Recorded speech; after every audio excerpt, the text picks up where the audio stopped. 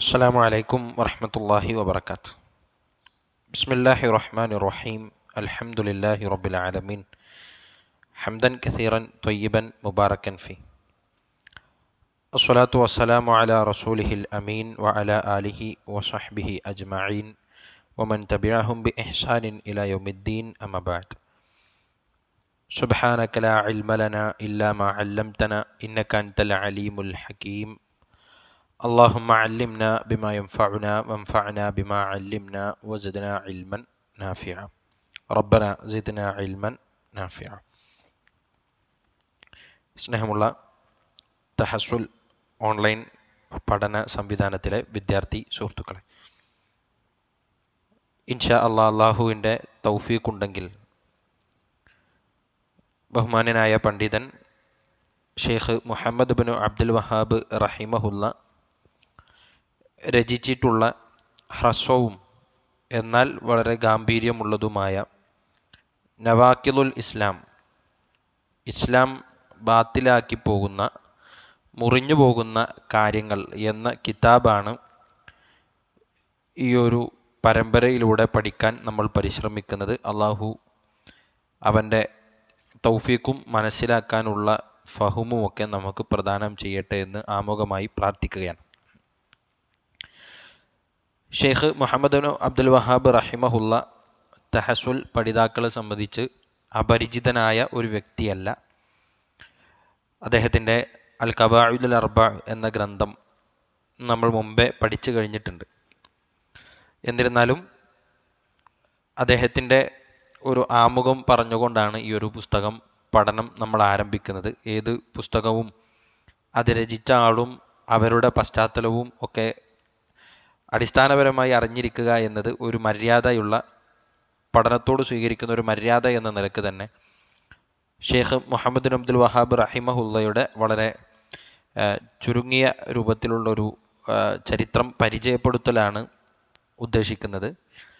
Sheikh Muhammad bin Abdul Wahab റഹിമഹുല്ല ഹിജ്റ വർഷം 1115 ജനിക്കുന്നത്. ജസീറത്തുൽ അറബിയിലെ ഉയൈന എന്ന് പറയുന്ന സ്ഥലത്ത് ജനിച്ചു. 10-ാം വയസ്സിൻ്റെ മുമ്പ് തന്നെ പരിശുദ്ധ ഖുർആൻ മുഴുവനായി മനഃപ്പാഠമാക്കി. അദ്ദേഹത്തിൻ്റെ വീട്ടിൽ നിന്ന്, പണ്ഡിത കുടുംബമായ അദ്ദേഹത്തിൻ്റെ വീട്ടിൽ നിന്ന് പഠനം ആരംഭിച്ചു. ജസീറത്തുൽ അറബിയിലെ വ്യക്തി എന്ന നിലക്ക് മക്കയിലെയും മദീനയിലെയും പണ്ഡിതന്മാരിൽ നിന്ന് പഠിച്ചതിന് ശേഷം ബസറയിലേക്ക് ചെന്ന് ഇവിടെയൊക്കെ നിലവിലുണ്ടായിരുന്ന പ്രാമാണികരായ പണ്ഡിതന്മാരിൽ നിന്ന് അദ്ദേഹം പഠിച്ചു. പിന്നീട് അദ്ദേഹത്തിൻ്റെ പ്രാരംഭ കാലഘട്ടത്തിൽ ദറയ്യ എന്ന് പറയുന്ന സ്ഥലത്ത് വെച്ച് സഊദ് കുടുംബത്തിലെ മുഹമ്മദ് ബിൻ സഊദ് റഹിമഹുല്ലയുമായി അദ്ദേഹം കാണാനും ബന്ധപ്പെടാനുമൊക്കെ അവസരമുണ്ടായി. അവിടുന്ന് അങ്ങോട്ട് മുഹമ്മദ് ബിൻ സഊദ് റഹിമഹുല്ലയും മുഹമ്മദ് ബിൻ അബ്ദുൽ വഹാബ് റഹിമഹുല്ലയും തമ്മിലൊരു ധാരണയുണ്ടാക്കി. ജസീറത്തുൽ അറബിൽ അടക്കം നിലനിന്നിരുന്ന അനാചാരം, അന്ധകാരം, ശിർക്കും ഒക്കെ തുടച്ചു നീക്കുകയും ഒപ്പം പ്രാദേശികമായ ഭരണകൂടങ്ങളായി ചിതറിക്കിടന്നിരുന്ന അറേബ്യൻ സമൂഹത്തെ ഐക്യവൽക്കരിക്കാനും കൂടെ രണ്ടുപേരും കൂടെ പരസ്പരം സഹകരിച്ച് മുന്നോട്ട് പോകാൻ വേണ്ടി ഒരു തീരുമാനമെടുത്തതിൻ്റെ പുറത്താണ് പിന്നീട് മംലക്കത്തുൽ അറബിയ സഊദിയ എന്ന രാഷ്ട്രം, സൗദി അറേബ്യ എന്ന രാഷ്ട്രം പിറവി കൊള്ളുന്നത് എന്നതും അതിൻ്റെ ഒരു രൂപീകരണത്തിൽ വലിയ പങ്ക് വഹിച്ചിട്ടുള്ള വ്യക്തിയാണ് ഷെയ്ഖ് മുഹമ്മദ് ബിൻ അബ്ദുൽ വഹാബ് റഹിമഹുല്ല. അദ്ദേഹം ആ കാലഘട്ടത്തിൽ വിശ്വാസികൾക്കിടയിൽ നിലനിന്നിരുന്ന ഒരുപാട് അനാചാരങ്ങൾക്കെതിരെ ശക്തമായി പോരാടിയ വ്യക്തിയാണ് അദ്ദേഹം. മക്കയിലും മദീനയിലും അടക്കം വിഗ്രഹാരാധന പോലെ അല്ലെങ്കിൽ സൃഷ്ടികളെ ആരാധിക്കുന്ന പ്രവണതകൾ കൂടി വന്നിരുന്ന ഒരു സമയത്താണ് അദ്ദേഹത്തിൻ്റെ പ്രബോധന രംഗത്ത് ശക്തമായി ഇടപെടുന്നത്. ലോകത്തൊന്നാകെ നിലനിന്നിരുന്ന ഭയങ്കരമായ മദ്ഹബി പക്ഷപാതം, അന്ന് പണ്ഡിതന്മാർക്കിടയിൽ നിലനിന്നിരുന്ന, സ്വന്തം മദ്ഹബിലല്ല എങ്കിൽ അവരെ ഒരു നിലക്കും സ്വീകരിക്കാൻ മനസ്സ് കാണിക്കാതിരുന്ന മദ്ഹബി പക്ഷപാതത്തിനെതിരെ അദ്ദേഹം ശക്തമായി പ്രതികരിച്ചു. ഒരു മദ്ഹബിനോടും അദ്ദേഹം പക്ഷപാതം കാണിച്ചുകൊണ്ട് പിൻപറ്റിയിട്ടില്ല എന്ന് നമുക്ക് കാണാം. അതുപോലെ തന്നെ അദ്ദേഹം രചിച്ചിട്ടുള്ള പ്രധാനപ്പെട്ട ഗ്രന്ഥങ്ങളിൽ കിതാബു തൗഹീദ്, അതുപോലെ തന്നെ അൽ ഉസൂലു സലാസ, ഖവാഇദുൽ അർബ പോലെയുള്ള പ്രധാനപ്പെട്ട ഗ്രന്ഥങ്ങളാണ്. ഒട്ടേറെ ഗ്രന്ഥങ്ങളുണ്ട്. അതിലേറ്റവും പ്രശസ്തമായ ഗ്രന്ഥങ്ങളാണ് ഈ പറഞ്ഞതൊക്കെ. ഷെയ്ഖ് മുഹമ്മദ് അബ്ദുൽ വഹാബ് റഹിമഹുല്ല സൗദ് കുടുംബവുമായി ഉണ്ടാക്കിയ ധാരണ അനുസരിച്ച് സൗദി രാഷ്ട്രത്തിൽ അവിടുത്തെ മതപരമായ കാര്യങ്ങൾ കൈകാര്യം ചെയ്യാൻ അദ്ദേഹത്തിൻ്റെ കുടുംബത്തിൽപ്പെട്ട പണ്ഡിതന്മാരാണ് മുന്നോട്ട് വരാറുള്ളത്.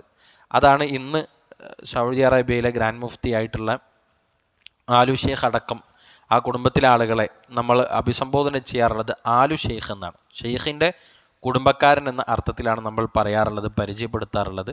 അത് ഷെയ്ഖ് മുഹമ്മദ് അബ്ദുൽ വഹാബ് റഹിമഹുല്ലയിലേക്ക് ചേർത്തിക്കൊണ്ടാണ് അങ്ങനെ നമ്മൾ പറയുന്നത്.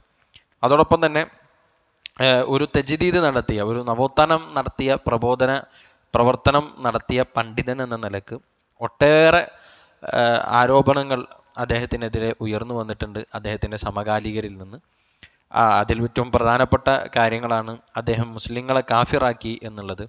അതുപോലെ പ്രവാചകൻ്റെ കുബ്ബ പൊളിക്കണമെന്ന് വാദിച്ചു. പ്രവാചകൻ്റെ ഖബർ സന്ദർശനം എന്നൊരു അമല് തന്നെ ദീനിലില്ല എന്ന് അദ്ദേഹം വാദിച്ചു. അതുപോലെ മദ്ഹബിൻ്റെ ഇമാമന്മാരടക്കമുള്ള പണ്ഡിതന്മാരെ അദ്ദേഹം നിരാകരിച്ചു. അതുപോലെ അദ്ദേഹം സ്വന്തമായി ഇജ്തിഹാദ് ചെയ്യാൻ കഴിവുള്ളൊരു പണ്ഡിതനാണ് എന്ന് വാദിച്ചു.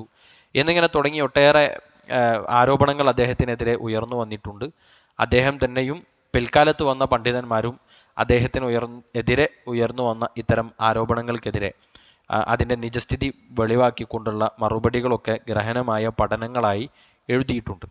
ഏതായാലും ഷെയ്ഖ് മുഹമ്മദ് അബ്ദുൽ വഹാബ് റഹിമഹുല്ല അദ്ദേഹത്തിൻ്റെ നവജാഗരണ പ്രബോധന പ്രവർത്തനത്തിൽ വലിയ ഒരു സ്ഥാനം നൽകി രചിച്ചിട്ടുള്ള ഗ്രന്ഥമാണ് നമ്മൾ പഠിക്കാൻ വേണ്ടി ഉദ്ദേശിക്കുന്ന, ഇന്ന് പഠനം ആരംഭിക്കുന്ന നവാക്കിലുൽ ഇസ്ലാം എന്ന ഗ്രന്ഥം.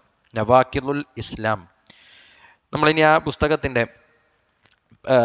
മത്തനിലേക്ക്, ആ പുസ്തകത്തിൻ്റെ പ്രധാനപ്പെട്ട ഭാഗത്തിലേക്ക് പോയാൽ അദ്ദേഹം ഈ ഗ്രന്ഥം ആരംഭിക്കുന്നത് ബിസ്മില്ലാഹിർ റഹ്മാനിർ റഹീം എന്ന് എഴുതിക്കൊണ്ടാണ്. നമുക്കറിയാം പണ്ഡിതന്മാരൊക്കെ തന്നെ ഈ ഒരു ബസ്മല വെച്ചുകൊണ്ടാണ് അവരുടെ കിതാബുകൾ രചിക്കാറുള്ളത്. അത് പ്രവാചകൻ സ്വല്ലല്ലാഹു അലൈഹി വസല്ലമയും അദ്ദേഹത്തിൻ്റെ എഴുത്തുകൾ ആരംഭിച്ചിരുന്നത് ബസ്മല കൊണ്ട് തന്നെയാണ്, ബിസ്മില്ലാഹിർ റഹ്മാനിർ റഹീം എന്ന് കൊണ്ട് തന്നെയാണ്. എഴുത്തുകുത്തുകളും കത്തുകളും ഒക്കെ പ്രവാചകൻ എഴുതിയതും അയച്ചതുമൊക്കെ ലഭ്യമായ വിവരങ്ങളിലൊക്കെ അങ്ങനെ തന്നെയാണുള്ളത്. അതുകൊണ്ട് തന്നെ പണ്ഡിതന്മാരൊക്കെയും അവരുടെ രചനകൾ ആരംഭിക്കാറുള്ളത് ഇങ്ങനെ തന്നെയാണ്.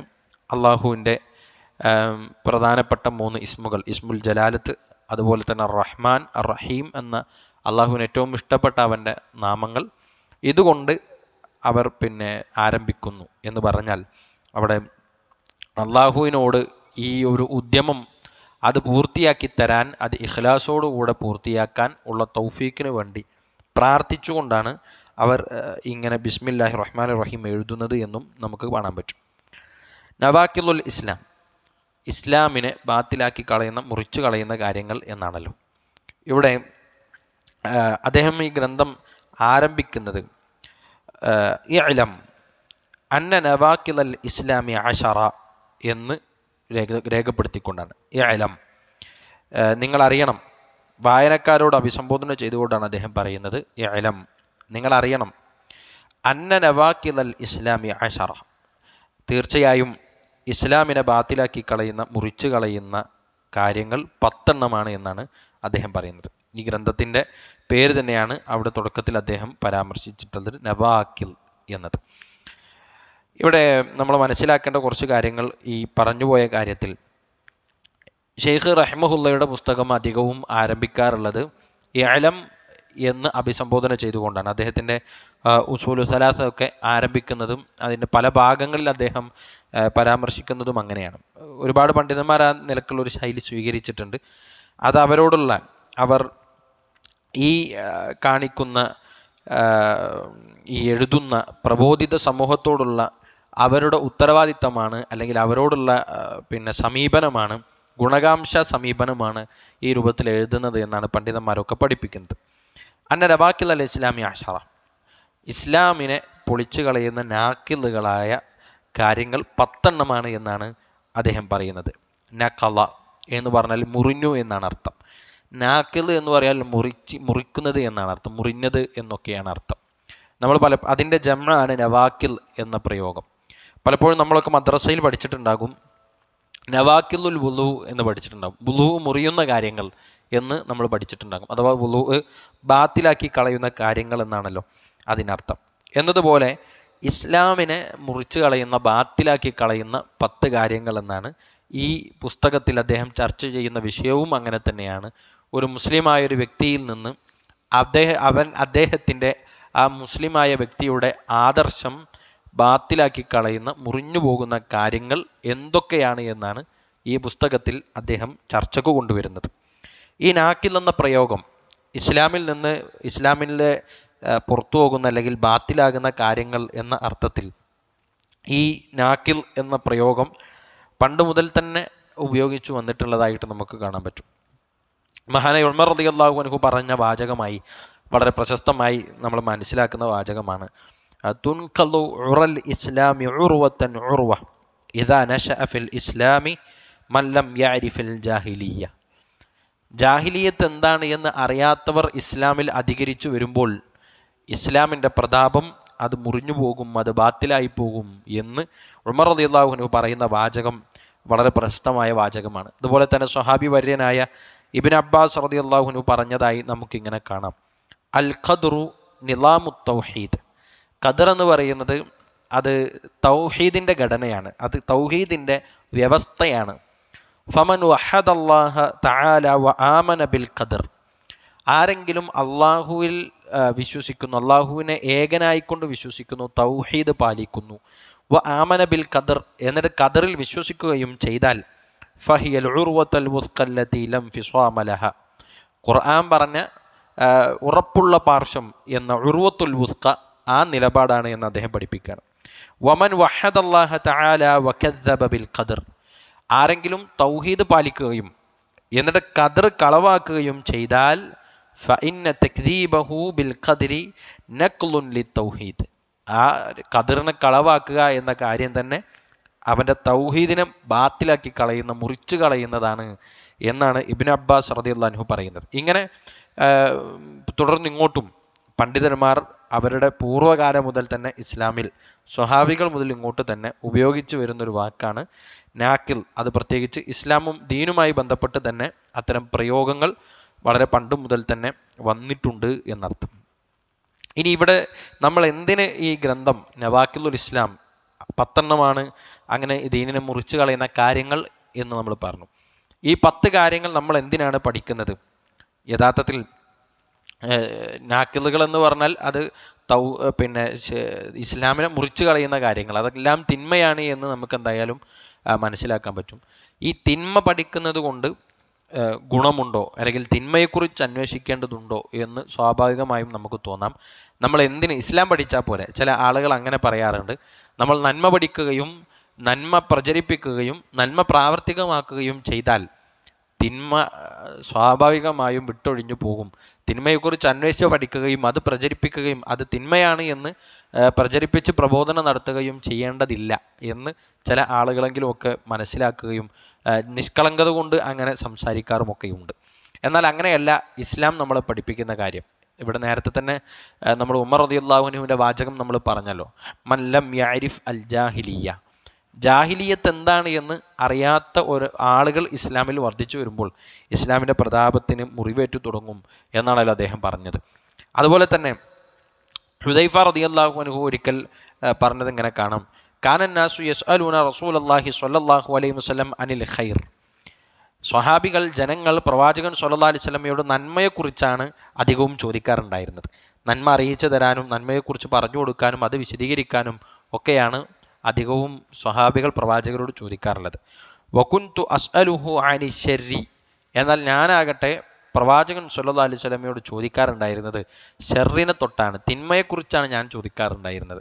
മഹാഫത്തൻ അയുദിരിക്കനി.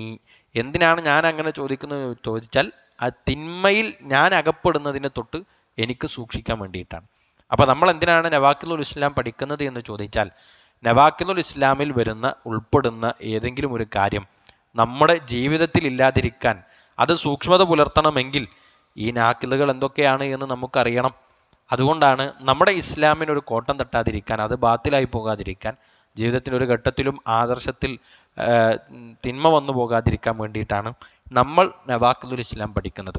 ആമുഖമായി തന്നെ ഒരു കാര്യം കൂടെ സൂചിപ്പിക്കാനുള്ളത്, ഇതിലേതെങ്കിലും ഒരു നാക്കിൽ മുന്നിൽ വെച്ച് ഈ നാക്കിലിൽ 10 നാക്കിലുകൾ നമ്മൾ പറയുമ്പോൾ ഇതിൻ്റെ ഏതെങ്കിലും ഒരു വശം ഉള്ള ഏതെങ്കിലും ഒരാളെ അവർ ദീനിൽ അവരുടെ ദീനിലെ അവസ്ഥ എന്താണ് എന്ന് ചിന്തിക്കാനോ അത് പറയാനോ അത് ആലോചിക്കാനോ ഒന്നും വേണ്ടിയാകരുത് നമ്മൾ പഠിക്കുന്നത്. നമ്മൾ പഠിക്കുന്നത് നമുക്കൊരിക്കലും ഈ അവസ്ഥ വരാതിരിക്കാനാണ് എന്നതാണ് ആമുഖമായി സൂചിപ്പിക്കാനുള്ളത്.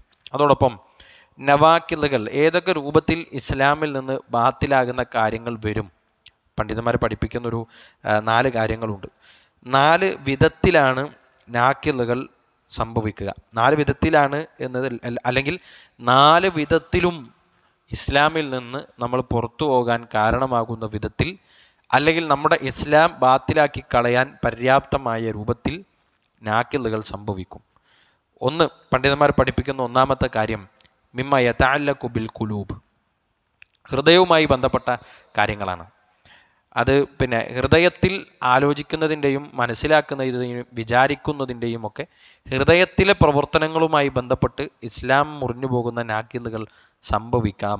അതുപോലെ മിമ്മ യതഅല്ലഖു ബിൽ അഖ്വാൽ, സംസാരവുമായി ബന്ധപ്പെട്ട് ഉണ്ടാകുന്ന നാക്കിലുകളുണ്ട്. നമ്മൾ എന്തെങ്കിലുമൊക്കെ പറഞ്ഞതുകൊണ്ട് വാചകത്തിലെ പ്രശ്നങ്ങളെ കൊണ്ട് ദീനിൽ നിന്ന് പുറത്തു പോകുന്നതിൽ ദീന് മുറിഞ്ഞു പോകുന്ന അപകടപരമായ നാക്കിലുകൾ സംഭവിക്കാം.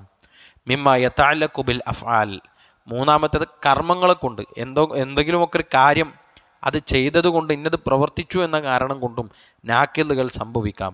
നാലാമത്തേതാണ് വളരെ ഗുരുതരമായ കാര്യം, ബിശക്ക്, ശക്ക് കൊണ്ടും സംശയം കൊണ്ടും നാക്കിലുകൾ സംഭവിക്കാം. ഇപ്പം ഈ നമ്മൾ പഠിക്കുന്ന 10 കാര്യങ്ങളെന്ന് പറഞ്ഞാൽ ഇതിനൊക്കെ സമ്മിശ്രമാണ്. ചിലത് ഹൃദയത്തിൽ നിന്ന് വരുന്ന കാര്യങ്ങളായിരിക്കും, ചിലത് വാചകങ്ങളായിരിക്കും, ചിലത് പ്രവർത്തനങ്ങളായിരിക്കും. ഇത് മൂന്നുമില്ലാതെ മനസ്സിലുണ്ടാകുന്ന ശക്ക് കൊണ്ടും നാക്കിലുകൾ സംഭവിക്കാം എന്നാണ് പണ്ഡിതന്മാർ നമ്മളെ പഠിപ്പിക്കുന്നത്. ഈ നവാഖിലുൽ ഇസ്ലാമിൻ്റെ ഷറഹ് വിശദീകരണം എഴുതുന്നിടത്ത് ബഹുമാനനായ പണ്ഡിതൻ അബ്ദുർ റസാഖ് അൽ ബദർ അദ്ദേഹമാണ് ഈ ഒരു കാര്യം ഇങ്ങനെ 4 എണ്ണമായി എണ്ണി പറഞ്ഞുകൊണ്ട് സൂചിപ്പിക്കുന്നതായിട്ട് നമുക്ക് കാണുന്നത്. ഏതായാലും ഈ പുസ്തകം നമുക്ക് ഗുണകരമാക്കുക, നമ്മളെ പഠനത്തിൽ നമ്മളെ ബാധിക്കുക, നമ്മളത് എടുത്തു പോവുക. ഇൻഷാ അല്ലാഹ് 10 ദീനിനെ ബാത്തിലാക്കി കളയുന്ന നാക്കിലുകളെ പഠിക്കാനാണ്. അത് കൃത്യമായി പഠിക്കാനും അത് ജീവിതത്തിൽ സംഭവിച്ചു പോകാതിരിക്കാനുള്ള സൂക്ഷ്മത പാലിക്കാനുമുള്ള തൗഫീഖ് അള്ളാഹു നമുക്കൊക്കെ പ്രദാനം ചെയ്യുമാറാകട്ടെ. ഇഖ്ലാസോടുകൂടെ അമൽ ചെയ്യാനും നാഫിയായ ഇൽമ് കരസ്ഥമാക്കാനുമുള്ള വലിയ ഭാഗ്യം അള്ളാഹു നമുക്ക് പ്രദാനം ചെയ്യുമാറാകട്ടെ. അഖൂലു ഖൗലി ഹാദാ അസ്തഗ്ഫിറുല്ലാഹ ലി വലക്കും വലിജമീൽ മുസ്ലിമീന ഫീ കുല്ലി മക്കാൻ ഫസ്തഗ്ഫിറൂ ഇന്നഹു ഹുവൽ ഗഫൂറുർ റഹീം. വസലാമുൻ അലൽ മുർസലീൻ വൽഹംദുലില്ലാഹി റബ്ബിൽ ആലമീൻ.